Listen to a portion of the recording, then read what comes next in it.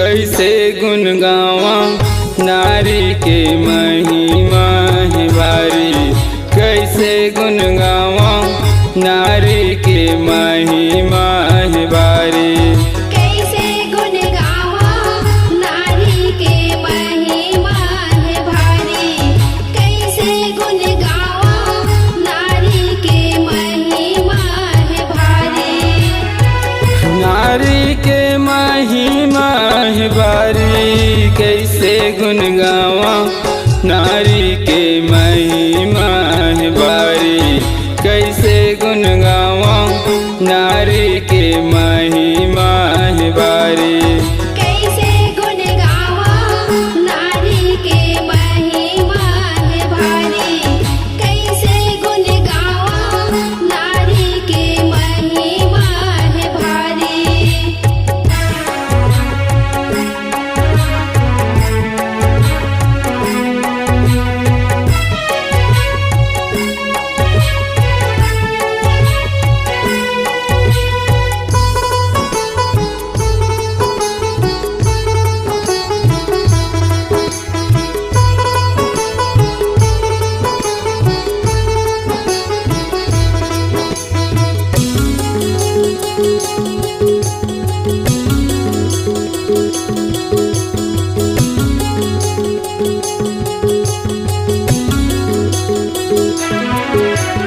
एक नारी है रतनवली वो तुलसी ज्ञान बतावे वो।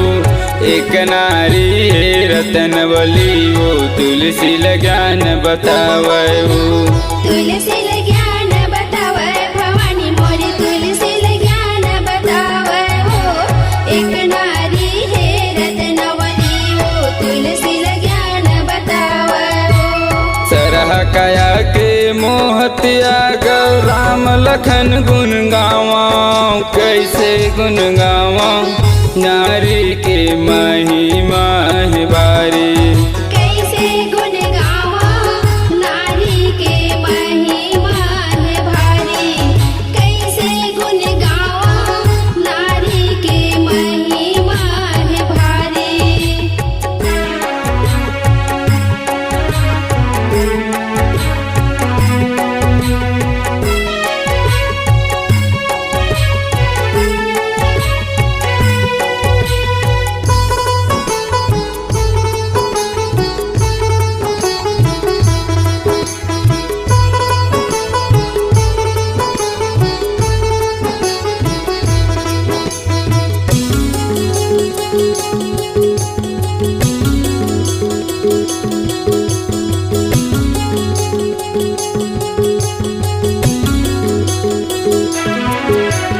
एक नारी है सती अनुसैया विष्णु बेटा बनावाए वो। एक नारी है सती अनुसैया विष्णु बेटा बनावाए वो। विष्णु बेटा बनावे भवानी मोरे विष्णु बेटा बनावे हो। एक नारी है सती अनुसैया विष्णु बेटा बनावे हो।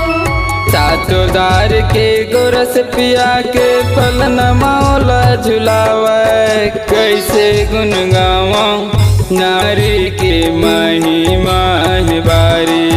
कैसे गुण गावा नारी के महिमा है भारी। कैसे गुण गावा नारी के महिमा है भारी।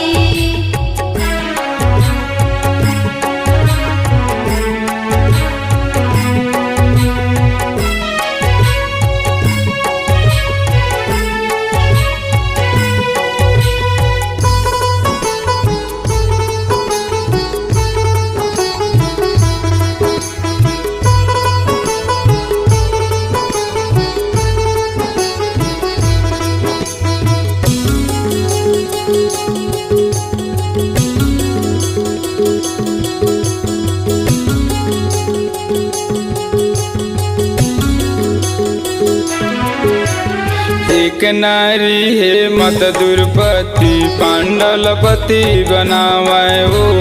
एक नारी है मत दुर्पति पांडलपति बनावाए वो। पांडुलपति बनावे भवानी मोरे